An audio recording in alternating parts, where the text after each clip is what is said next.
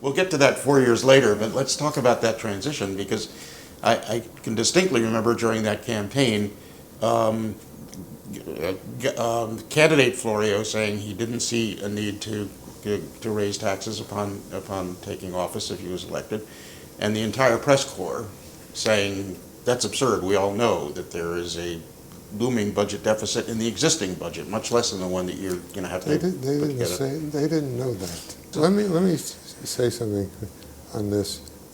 This was the first time in my history in New Jersey that lying became acceptable. And when this issue arose and the transition people started to explain what the situation was, there was $600 million in this current year and $1.4 billion in the upcoming budget. Explaining to the governor-elect or explaining to the public? To the governor-elect. Oh, okay. And we were low, as it turned out. The numbers were worse. But there was a group in North Jersey which had just been created, called Polyeconomics, by some Wall Street Journal former editor. And they put out a report which was either a totally incompetent report or a lie, saying it wasn't $1.4 billion, it wasn't 600, it was all made up, and it had a terrific impact. It was on the front page of the Star Ledger, and nobody contested it.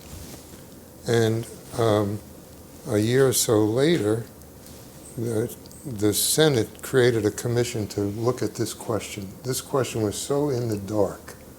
What was the situation really?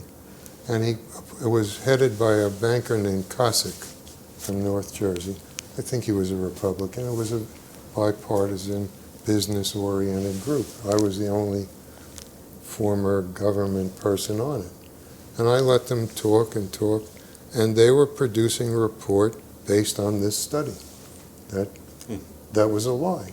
At which point I said, you'll be embarrassed. You really ought to get some of the career governmental finance people to come and explain where we are. Otherwise, you haven't done your job right.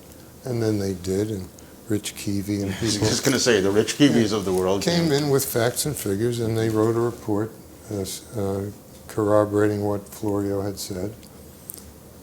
So that's why I say it wasn't clear-cut, that people understood it to be this problem.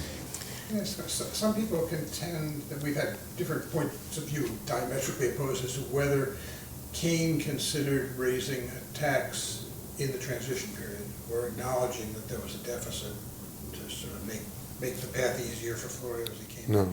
Well, it was specifically alleged that Governor Kean was approached.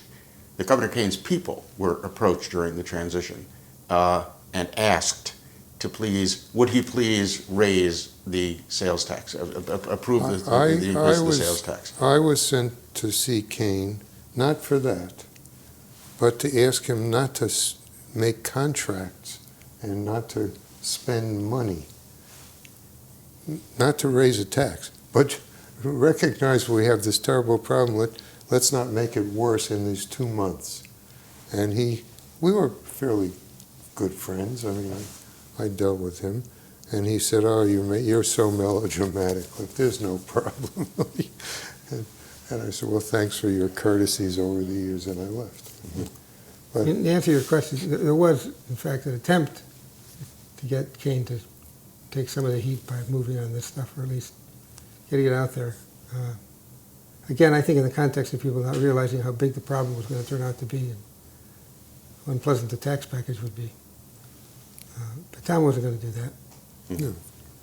The only person who helped in that score was Bill Cahill, who, because he had been defeated in the primary, wanted to see nothing more in the world happen than to have the guy defeated and be defeated.